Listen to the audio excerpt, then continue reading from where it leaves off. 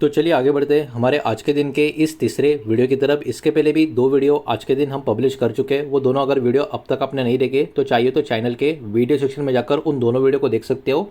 और हमारा एक और चैनल है, उसका लिंक आपको वीडियो के डिस्क्रिप्शन में मिल जाएगा। वहाँ पर भी शेयर बाजार के जो अपडेट्स होती है उसके ऊपर डेली वीडियोज़ हम पोस्ट करते रहते हैं। इंटरेस्टेड हो तो आप ज्वाइन कर सकते हो।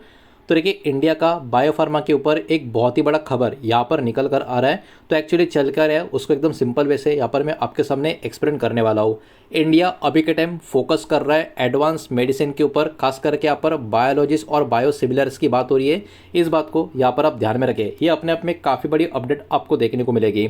अब देखिए, ये जो एडवांस मेडिसिन है इनका जो यूज़ है बहुत सारे सीरियस डिजीज़ जैसे कि डायबिटीज़ हो गया, कैंसर हो गया, ऑटो इम्यून डिजीज़ हो गया, इनके ऊपर यहाँ पर इनका यूज़ किया जाता है। और ये जो मेडिसिन है काफ़ी कॉम्प्लेक्स होती है, हाई वैल्यू होती है और ये लिविंग सेल से यहाँ पर बनाई जाती है। तो इनका महत्व, इनको बनाने का जो ओवरऑल कॉस्ट है और बहुत ज़्यादा आप कह सकते हो डिटेल रिसर्च एंड डेवलपमेंट इसके ऊपर होती हुई आपको नज़र आती है। तो आपको इसका इंपॉर्टेंस यहाँ पर समझना होगा। अब वही बात, ये इतनी महत्वपूर्ण क्यों है? तो सबसे पहली बात, इनका जो डिमांड है एडवांस ट्रीटमेंट के लिए लगातार ऊपर की तरफ मतलब बढ़ता हुआ आपको नजर आएगा। और इंडिया का फार्मा इंडस्ट्री का दबदबा सिर्फ इंडिया या एशिया नहीं, पूरी दुनिया में आपको देखने को मिलेगा। तो ये पर्टिकुलर जो एडवांस ट्रीटमेंट का जो राइज यहाँ पर धीरे धीरे और भी बढ़ रहा है, उसके कारण ये वाले जो मेडिसिन है अभी के टाइम पे बहुत ज़्यादा चर्चा में आते हुए आपको देखने को मिलेंगे बिकॉज ऑफ डिमांड। अब देखिए, ग्लोबल बायोलॉजी मार्केट जो है वो कहीं ना कहीं $2.4 ट्रिलियन के आसपास 2035 तक पहुंच सकता है। ये सारी बातें भी यहाँ पर निकल कर आती है। तो अब इंडिया क्या चाहता है? इंडिया चाहता है ये जो चिप जेनेरिक्स है इससे भी आगे अब इंडिया यहाँ पर मूव होता हुआ मतलब नजर आए।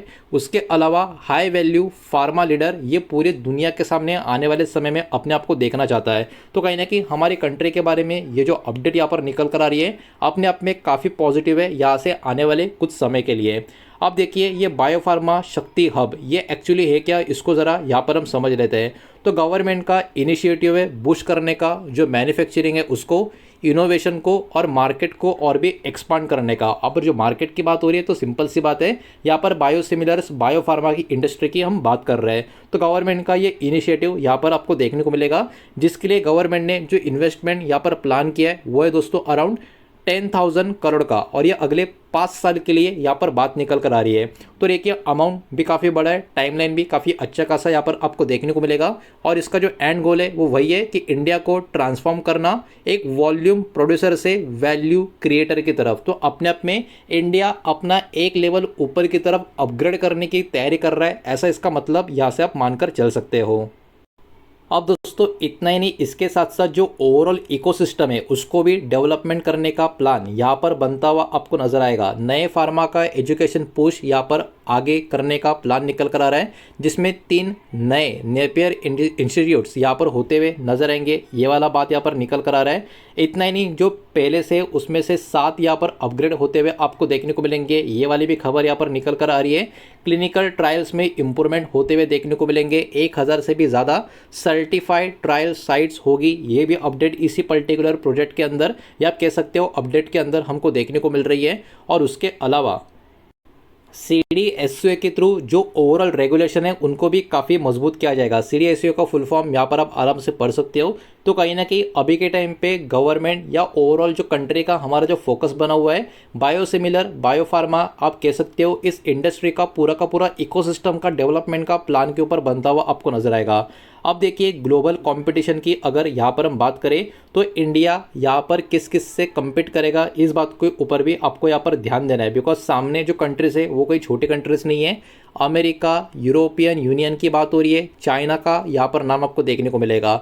अब चाइना के पास सबसे बड़ा एडवांटेज पता है क्या है? इनकी पॉलिसी भी काफ़ी मजबूत है और फंडिंग का काफ़ी मजबूत सपोर्ट भी इनको ऑलरेडी इनके पास मौजूद है। तो चाइना के पास कहीं ना कहीं एक बहुत बड़ा एडवांटेज भी आपको देखने को मिलेगा। टारगेट यही है इंडिया का कि 5% का जो मार्केट शेयर है ग्लोबल लेवल पे उसको एटलीस्ट कैप्चर करना। तो कहीं ना कहीं ग्लोबल कंपटीशन भी हमारा जिन जिन कंट्री के साथ है वो भी एक से बढ़कर एक कंट्री अभी के टाइम पे आपको देखने को मिलेगी। तो देखिए, अभी के टाइम जितना भी हमने देखा सब कुछ काफ़ी बढ़िया, काफ़ी पॉजिटिव नजर आया। लेकिन इसमें कुछ चैलेंजेस है, कुछ कंसर्न्स है, कुछ इश्यूज है, वो भी यहाँ पर हमको समझ कर लेना काफ़ी ज़रूरी है। तो की चैलेंजेस क्या क्या है सबसे पहले उसको यहाँ पर हम देख लेते हैं। तो देखिए फंडिंग और बड़े लेवल पे इसको स्केल करने का जो इशू है, ये कहीं ना कहीं सबसे पहला बड़ा चैलेंज आपको देखने को मिलेगा। बिकॉज अर्ली स्टेज का फंडिंग जो है वो अवेलेबल है, इसमें कोई प्रॉब्लम नहीं है। लेकिन अगला स्टेज या लेट स्टेज का जो फंडिंग है, सीरीज बी का फंडिंग, सीरीज सी का फंडिंग, वो अभी के टाइम पे लिमिटेड है। तो ये कहीं ना कहीं आने वाले समय में प्रॉब्लम क्रिएट कर सकता है। डिफ़िकल्टी कहीं ना कहीं प्रोडक्शन को स्केल करने में होती हुई नज़र आ सकती है, और मूविंग फ्रॉम लैब से कमर्शियल स्टेज पर जाने के लिए कहीं ना कहीं दिक्कतों का सामना करना पड़ सकता है। बिकॉज अभी हम एक अलग लेवल कर यहाँ पर जाने का अटेम्प्ट कर रहे हैं। तो ये सारी चीज़ें भी यहाँ पर कहीं ना कहीं बहुत ज़्यादा चैलेंजिंग होती हुई हमको देखने को मिल सकती है। क्वालिटी और रेगुलेटरी इश्यूज़ की अगर हम बात करें तो देखिए यहाँ पर कंसर्न कहीं ना कहीं ग्लोबल रेगुलेटर जैसे कि यूएस एफडीए के थ्रू भी होते हुए आपको देखने को मिलेंगे। और इसमें कुछ इश्यूज़ की बात करें जैसे डेटा का एक्यूरेसी, क्वालिटी स्टैंडर्ड, ये सब कुछ इनकी तरफ से आता हुआ आपको नज़र आ रहा है। उसके अलावा अप्रूवल प्रोसेस जो है बायोलॉजिक्स का, वो भी बहुत ज़्यादा लंबा है और बहुत ज़्यादा कॉम्प्लेक्स भी है। तो ये भी कुछ प्रॉब्लम्स यहाँ पर आपको देखने को मिलेंगे। इसके साथ साथ टैलेंट का शॉर्टेज भी आपको अभी के टाइम पे देखने को मिलेगा। बिकॉज जो स्किल्ड प्रोफेशनल इस इंडस्ट्री में चाहिए, खास करके यहाँ पर बायो इन्फॉर्मेटिक्स कैटेगरी की बात हो रही है, जेनेटिक इंजीनियरिंग की बात हो रही है, एडवांस मैन्युफैक्चरिंग की बात हो रही है, तो यहाँ पर स्किल्ड प्रोफेशनल का कमी नज़र आ रहा है। तो ये जो लीडरशिप गैप है कहीं ना कहीं ग्लोबल लेवल फार्मा एग्जीक्यूशन के लिए इतना अच्छा अभी के लिए पर्टिकुलरली आप कह सकते हो मैसेज तो नज़र नहीं आ रहा। तो इसमें भी कहीं ना कहीं आने वाले समय में इसको किस तरीके से और इंक्रीज करें, इसके ऊपर भी कहीं ना कहीं ध्यान देना काफ़ी ज़रूरी होगा। तो खबर अपने आप में काफ़ी ज़बरदस्त है, काफ़ी आउटस्टैंडिंग है। पूरी की पूरी खबर में पॉजिटिव क्या है वो भी हमने देखा, चैलेंजेस इश्यूज़ क्या है उसको भी हमने समझ लिया। अब इतनी बड़ी खबर है, उसका इम्पैक्ट हमारी मार्केट की जो लिस्टेड कंपनीज़ है जिनके ऊपर आ सकता है, वो भी ज़रा एक एक करके यहाँ पर हम देख लेते हैं। लेकिन प्लीज़ वीडियो को लाइक कर देना, वीडियो को शेयर कर देना। पहली बार चैनल पे आ चुके हो तो चैनल को भी सब्सक्राइब जरूर कर देना। देखिए जो भी कंपनी के नाम यहाँ पर मैं आपको बता रहा हूँ वो किसी भी तरीके का बाय सेल का रिकमेंडेशन नहीं है, इन्वेस्टमेंट का एडवाइस नहीं है। इस बात को यहाँ पर आप ध्यान में रखें।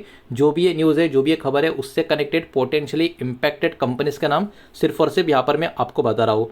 तो देखिए बायोलॉजिक्स और बायोसिमिलर के ऊपर फोकस कंपनी की अगर हम बात करें तो इसमें बायोकॉन लिमिटेड का नाम आपको देखने को मिलेगा, डॉक्टर रेड्डी लैब का नाम यहाँ पर आपको नजर आ रहा है। उसके अलावा सर फार्मास्यूटिकल इंडस्ट्रीज और लुपिन लिमिटेड, ये 4 कंपनी का नाम इस पर्टिकुलर सेगमेंट में आपको नजर आएगा। इसके अलावा pharma manufacturing and CDMO category की अगर हम बात करें तो इसमें डिविस लैब का नाम नजर आ रहा है। उसके अलावा सिंजन इंटरनेशनल का नाम देखने को मिल रहा है, पीरामल फार्मा का नाम भी यहाँ पर आपको नजर आ रहा है। तो कहीं ना कहीं इन कंपनियों में अपॉर्चुनिटीज बायोलॉजिक ग्रोथ की हमको यहाँ पर देखने को मिल सकती है। लेकिन ये इसके साथ साथ एग्जीक्यूशन और रेगुलेटरी के चैलेंज को भी फेस करते हुए नजर आ सकते हैं। तो ये सारी चीज़ें भी आपको यहाँ पर ध्यान में रखनी होगी। अब देखिए फ्यूचर आउटलुक की यहाँ पर अगर हम बात करें तो इसमें एक बात अच्छी ये है कि गवर्नमेंट का काफ़ी मजबूत पुश अभी इस इंडस्ट्री के ऊपर बना हुआ है। ग्लोबल डिमांड इस इंडस्ट्री की लगातार ग्रो हो रही है। तो ये 2 बहुत ही बड़े मजबूत पॉइंट आपको देखने को मिलेंगे। लेकिन वही बात है, सक्सेस जो होगी इस इंडस्ट्री की वो अभी डिपेंड होगी एग्जीक्यूशन कैसा होता है इस पर्टिकुलर स्टेज के ऊपर, क्वालिटी में इंप्रूवमेंट किस तरीके से हम कर पाते हैं या नहीं कर पाते हैं और किस स्पीड से कर पाते हैं। उसके अलावा फंडिंग का एक्सेस ये बहुत ज़रूरी पॉइंट होगा, और ग्लोबल लेवल पर पार्टनरशिप किस तरीके से इंडिया यहाँ पर टैकल करता है। तो इंडिया का जो जर्नी है वो प्रॉमिसिंग भी होगा लेकिन चैलेंजिंग भी उतना ही होगा। इस बात को भी यहाँ पर हमको ध्यान में रखना होगा। तो ये रिपोर्ट कहीं ना कहीं मुझे भी काफ़ी बढ़िया लगी, काफ़ी ज़रूरी लगी, इसलिए मैंने इसको आपके सामने एकदम अच्छे से प्रेजेंट करने का यहाँ पर ट्राई किया है। और जो भी डाटा यहाँ पर आपने देखा है वो सिर्फ और सिर्फ एजुकेशनल इन्फॉर्मेशनल पर्पस के हिसाब से मैंने किया है। पब्लिकली अवेलेबल डेटा और जो पॉलिसी का डेवलपमेंट है उसको मैंने आपके सामने यहाँ पर प्रेजेंट किया है।